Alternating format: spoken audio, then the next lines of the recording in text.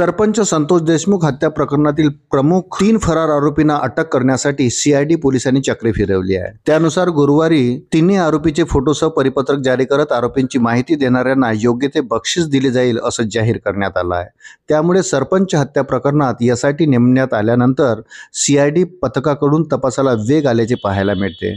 त्यातच आज सीआयडी पथकाने बीडमधून तिघांना ताब्यात घेतलं असून त्यापैकी एक डॉक्टर आहे।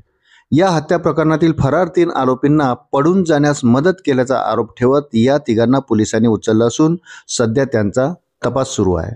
वृत्त सविस्तर जाणून घेण्याकरता चॅनलला सबस्क्राइब जरूर करा। संतोष देशमुख यांच्या हत्या प्रकरणी प्रमुख आरोपींना पळून जाण्यास येथील डॉक्टर वायबसे यांनी मदत केल्याची प्राथमिक माहिती आहे।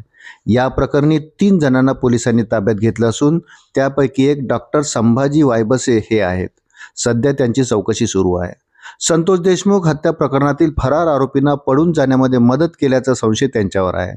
वायबसे यांची एसआयटी कडून चौकशी सुरू असून चौकशीनंतर आणखी माहिती हाती येईल।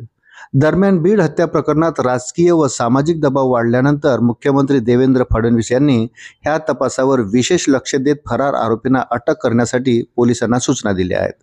तसेच हा खटला न्यायालयात फास्ट ट्रॅक कोर्टात चालवून विशेष सरकारी वकील उज्ज्वल निकम यांनी हा खटला लढावा यासाठी त्यांच्यासोबत फोनवरही संपर्क साधला आहे। दुसरीकडे या घटनेचा मास्टरमाइंड असल्याचा आरोप होत असलेल्या आणि खंडणी प्रकरणात आरोपी असलेल्या वाल्मिक कराडला पोलिसांनी अटक केली आहे। वाल्मिक हा पुण्यातील सीआयडी कार्यालयात पोलिसांना शरण आला होता। त्यानंतर त्यास न्यायालयात हजर केले असता केज सत्र न्यायालयाने वाल्मिक कराडला 14 दिवसाची पोलीस कोठडी दिली आहे। वाल्मिक कराड सध्या बीडमधील तुरुंगात असून त्याच्याकडून अनेक घटनांची सखोल चौकशी करण्यात येत आहे। सीआयडीचे तपास अधिकारी बसवराज तेली यांच्या नेतृत्वाखाली गठीत करण्यात आलेल्या एसआयटी कडून हा तपास होत आहे।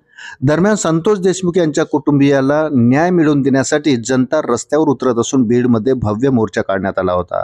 त्यानंतर परभणीमध्येही लोक रस्त्यावर उतरले आहेत। तसेच 5 जानेवारी रोजी पुण्यात जन आक्रोश मोर्चा निघणार असून सर्व पक्षीय नेत्यांनी या मोर्चाला उपस्थित राहावे असे आवाहन देखील करण्यात आले आहे।